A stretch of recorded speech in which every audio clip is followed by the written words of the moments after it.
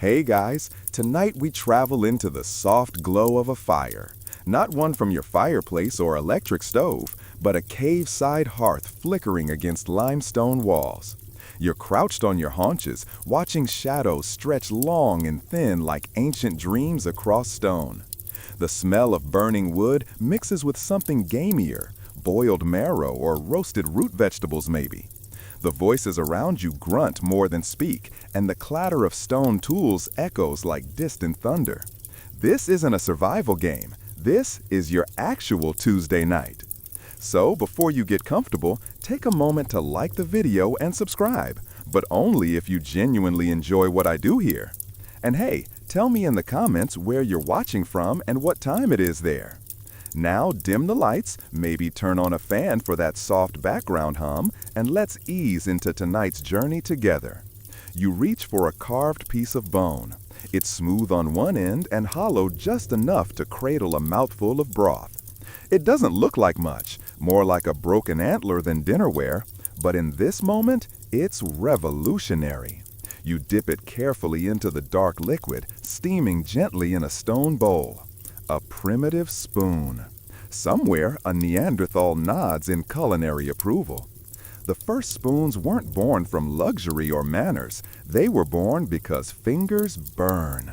Archaeologists have found evidence of early scooping tools made from wood, bone, and even seashells, dating back over 20,000 years. You can imagine one ancient inventor watching a mussel shell cup the rain and thinking, wait a second. They weren't just used for soup either. Some of these proto-spoons were used to scoop medicine, read whatever herbs the tribe shaman could find, or to portion out rare, precious things like honey. And when food was scarce, you bet they licked their spoons clean.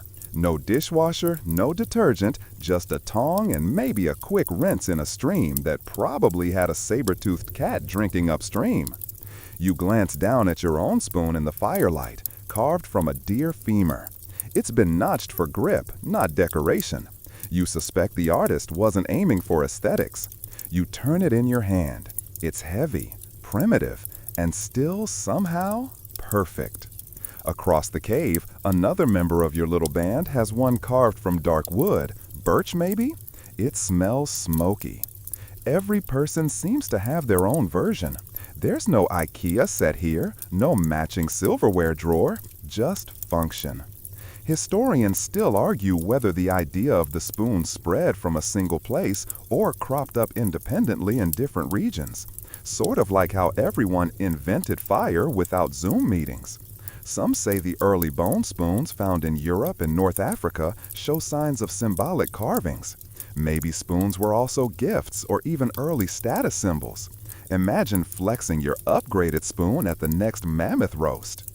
You settle into a rhythm. Scoop, sip, stare into the fire. The flavors are earthy and strange. There's some root that tastes vaguely like mint and tree bark. Your spoon slips from your hand and clatters on the cave floor. No worries, you pick it up, wipe it on your fur tunic, and continue eating. Hygiene is casual.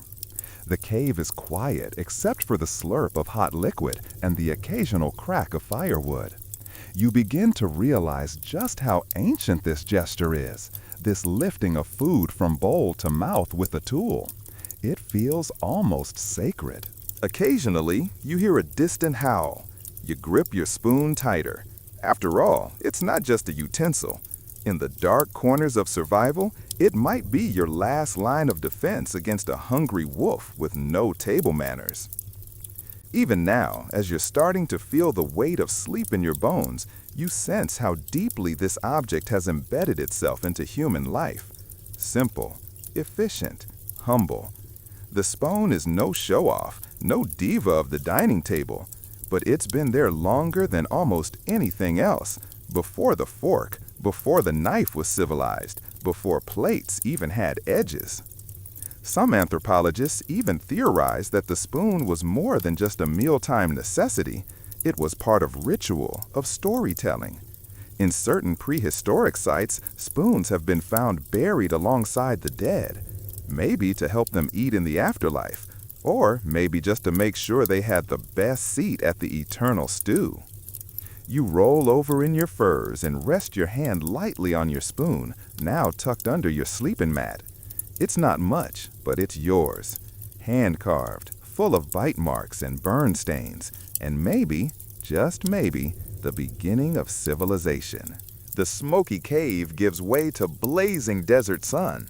You blink against the glare, lifting your hand to shield your eyes as you stand at the edge of the Nile. The year is roughly 1500 BCE, and everything smells like incense, wet clay, and sun-baked reeds. You're not just here for sightseeing. You're holding something heavy, delicate, polished, the ancient Egyptian spoon. This one isn't made from bone. Oh no, you've upgraded. Carved from ivory, inlaid with ebony, with a handle shaped like a lotus flower. Fancy. You're no longer a hunter-gatherer crouched in a cave. You're a scribe, or maybe a temple servant, carefully measuring perfumes or scooping sacred oils with reverence. The spoon you carry isn't for dinner, it's for the gods. Ancient Egyptians used spoons not just as eating tools, but as vessels of ritual. Archaeologists have uncovered ceremonial spoons shaped like swimming girls, leaping gazelles, or carefully entwined deities. Each one is more than art. It's a message, a divine tweet, if you will, carved into olive wood. Historians still argue whether the ornate spoons were everyday items for the elite or purely ritualistic. Some were found in tombs, wrapped delicately in linen beside combs, cosmetic jars, and coal sticks. The assumption? The dead might need to stir their spiritual soup in the afterlife. Can't ascend without style, obviously. You find yourself inside a palace kitchen now, grand, busy, full of shouting and steam. Giant pots bubble with lentils, stews, and honeyed barley. Workers rush around, each gripping some variant of the spoon. Bronze for stirring, wood for serving, gold for showing off. Even here, spoons had hierarchy. You probably shouldn't touch that gold one unless your name ends in Hotep. You test out a palm-sized spoon with a falcon-shaped handle.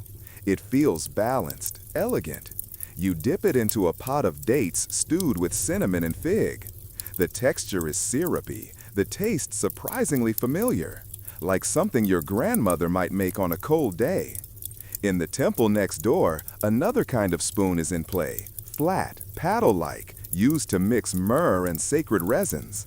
You stand beside a priest mixing a potion meant for anointing the statue of a god. There's no slurping here, just slow, rhythmic stirring while chants echo off sandstone walls. And yet, even here, the spoon holds power. Some records suggest spoons were believed to carry protective symbols, ankhs, scarabs, and hieroglyphs etched into their handles like miniature scrolls. If your spoon could talk, it would probably whisper prayers. You leave the temple, walking past bustling market stalls. The sellers hawk spices, papyrus, and bundles of kitchenware. Among them, ordinary wooden spoons stacked in baskets. Not every Egyptian was scooping perfumes in a marble basin. Most folks just wanted something sturdy to stir lentil stew with. You duck into a home, a modest mud brick structure where a family gathers for dinner. A woman stirs a pot with a carved spoon passed down from her mother.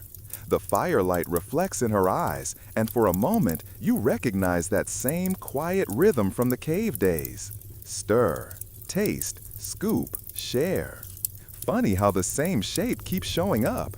It's like humanity agreed. Yep, that's the best way to lift liquid into a mouth and never looked back. And why not? It works.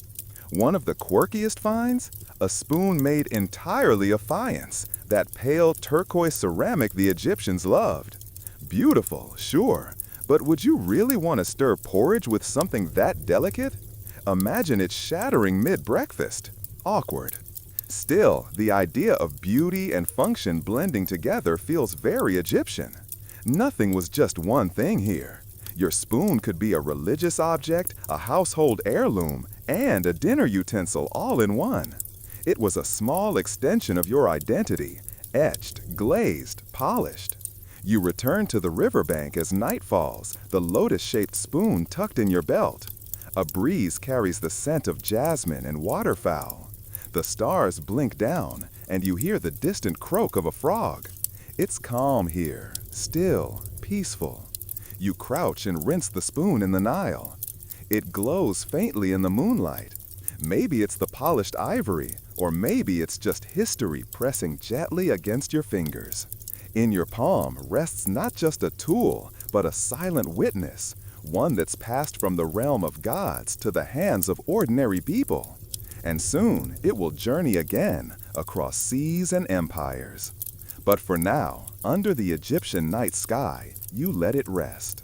Morning arrives with the chime of bells and the clatter of hooves on stone. You squint into the golden dawn of ancient Rome, and once again, your spoon has changed. It's heavier now, bronze with a long, narrow handle that curves into a tiny hook at the end.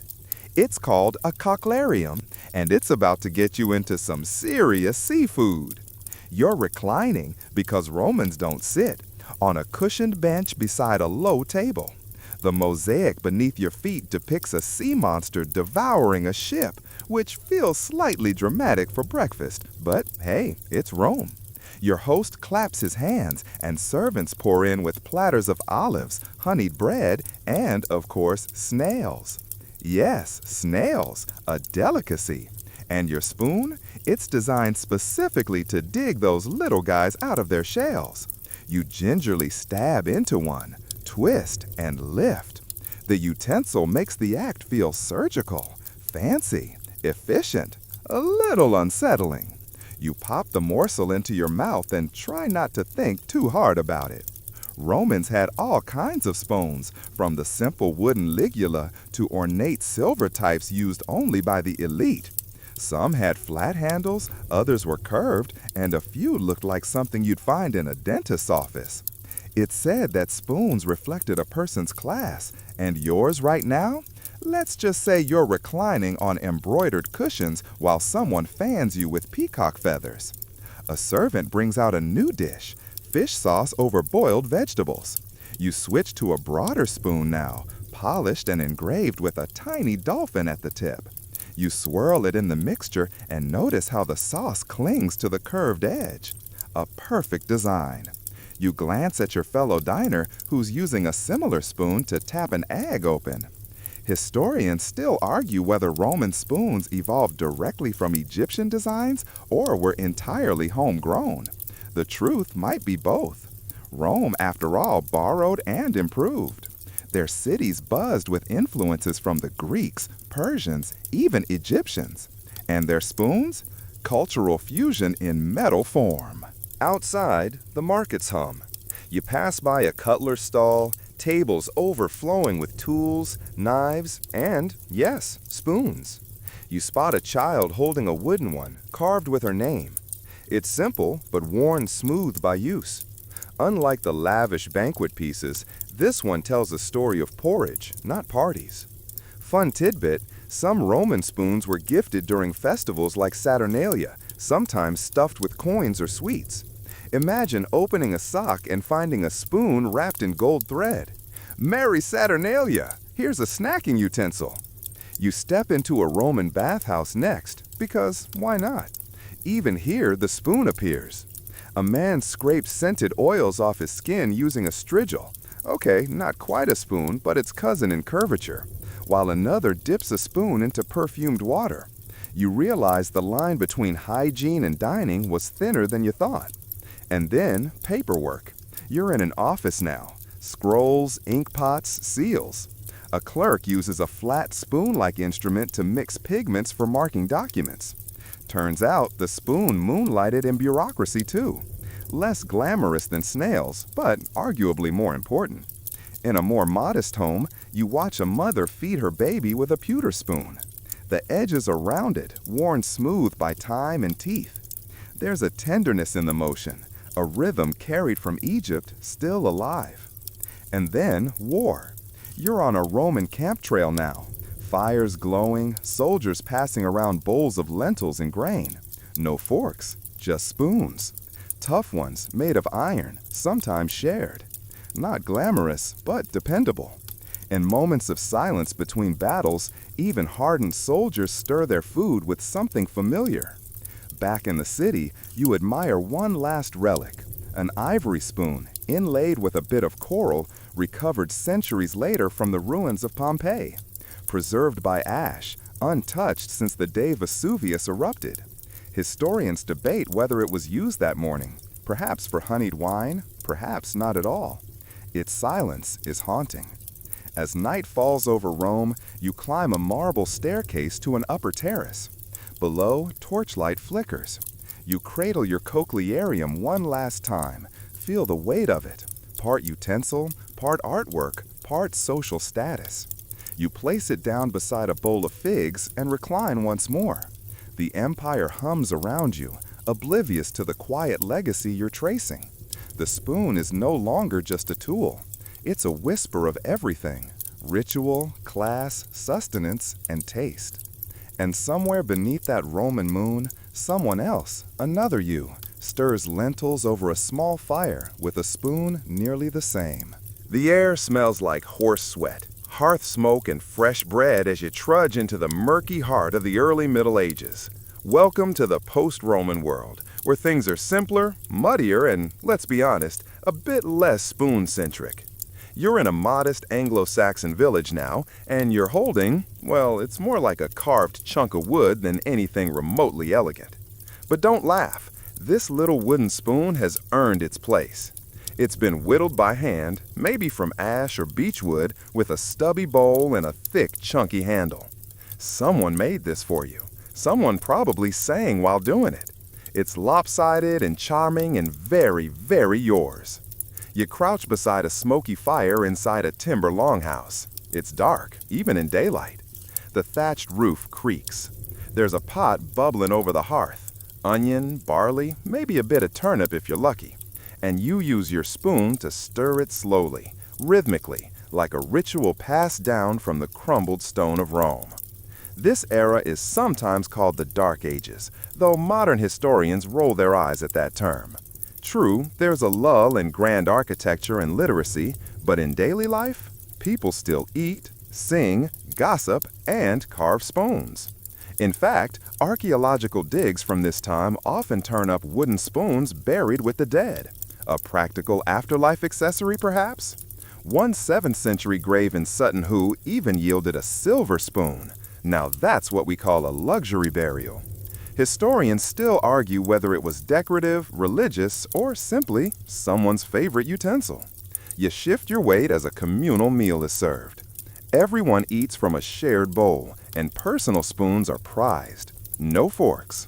Fingers, knives, and spoons. That's the rule.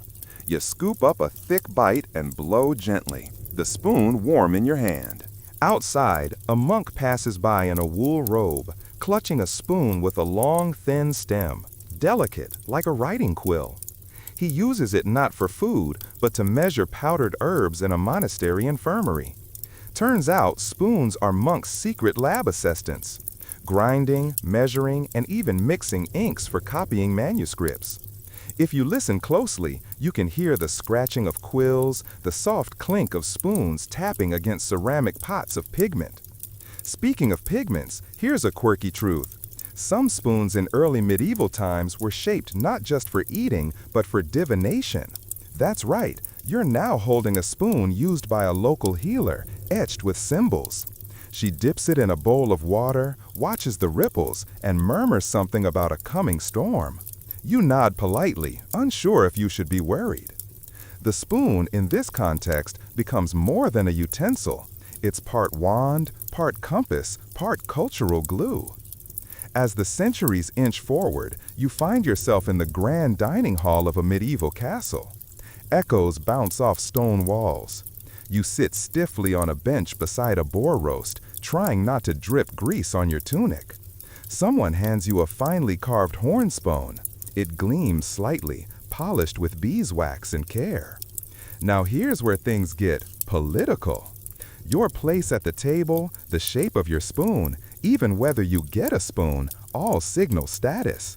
High-ranking nobles get silver spoons with ornate handles, lions, dragons, even little saints carved into the end. Yours has a wolf. Not bad. You're likely a mid-tier guest, maybe a cousin of a baron. Maybe. A servant ladles pottage into your trenchers. You dip your spoon in and catch the eye of someone across the table. Their spoon is golden. You pretend not to notice. Later, you stumble upon a local fair. Mud, laughter, pigs. A wooden spoon carver sits cross-legged by a pile of scraps, whittling quickly. He doesn't speak much, but he hands you a fresh one, smooth and warm, like it's still breathing. It's got a notch in the handle for hanging, and you realize it's designed for travel. Medieval people often carried their own spoons on belts or in pouches. No dinner party provided one. You brought your own. One fun side note, spoons doubled as a unit of measurement. Apothecaries used spoonfuls to dole out doses, leading to the medieval version of, "Take 2 teaspoons and call me in the morning."